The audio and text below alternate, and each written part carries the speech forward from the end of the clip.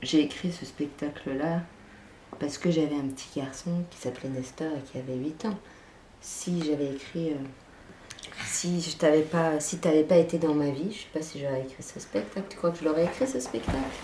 Bah oui, puisque tu serais toujours écrivain. Bah oui, je serais écrivaine, mais j'écrirais d'autres choses. Bah, c'est rien ça.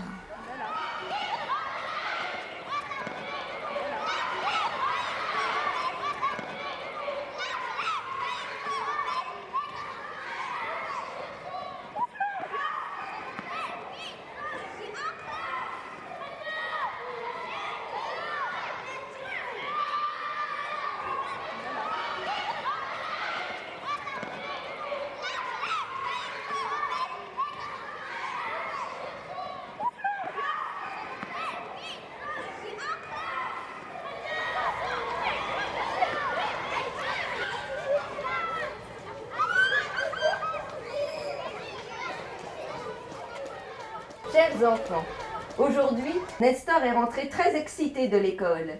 Il venait d'écouter le cahier d'imaginaire avec sa classe. Il m'a dit « On a tout fait d'un coup. Fais voir. Comment elle est ta chambre? Bien. Et ton plafond? Super. Et ton lit? Long. À quoi tu penses dans ton lit? À ma vie. Tout le cahier comme ça, à toute vitesse. » Maë est venu dormir à la maison. Je lui ai lu les dialogues de la classe vive. Il était surexcité. Il n'en pouvait plus du baiser sur la bouche de Doudou. Il n'arrêtait pas de dire ça. Doudou, doudou, doudou. Nestor était dans tous ses états lui aussi. Il m'a demandé de nouveau une guerre avec un homme décapité. C'est parce qu'il a entendu ça à la radio. N'aie pas peur de m'en parler, maman. Tu sais, moi, la guerre, je la comprends. Nestor m'a couché et puis il m'a expliqué la guerre. Maë, lui, m'a expliqué le baiser sur la bouche. Il était très calme. Il m'a dit « Tu sais, Marion, c'est pas du tout grave l'amour. C'est un peu comme des vagues. Des fois, on en a des grosses bouffées, et puis des fois, ça s'en va. » Et ça revient, j'ai dit. Eh ben oui. Ensuite, les enfants de Gaspard Monge sont venus autour de moi et puis ils m'ont donné des petits oreillers, des verres d'eau, des petites lumières. Nestor, lui, m'a dessiné toute une série de pièges à cauchemars, avec des cartouches, des bazookas, des fléchettes pour les dégommer. Il y en a 55.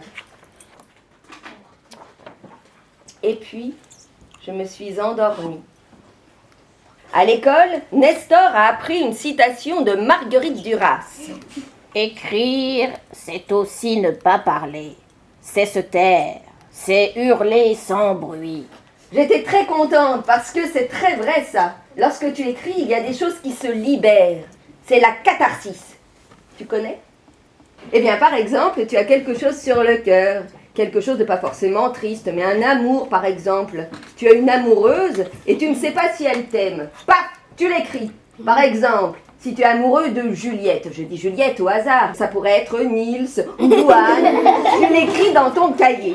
Lorsque j'étais enfant, j'ai écrit le nom de mon amour partout, sur mon cahier de texte, les murs, les affiches, les trousses. En tous les cas, Marguerite Duras, elle a noirci beaucoup de cahiers. Elle avait peut-être des choses à hurler, elle aussi. Des guerres et des amours. Qu'est-ce qu'il y a, Marguerite?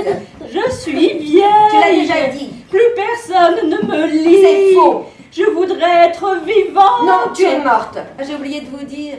Marguerite Duras est morte. C'est un petit tas de poussière, Marguerite. Un peu de poussière qui parle. Écrire, c'est aussi ne pas parler. Tu l'as déjà dit. C'est se taire. Tais-toi. C'est hurler sans bruit. C'est pas vrai, ça. Balaye-la, balaye-la. Écrire, c'est se traire. Se traire. Mais elle dit n'importe quoi. On n'est pas des vaches. Vous n'êtes pas la vraie Marguerite Duras. Je suis sûre que c'est une fausse.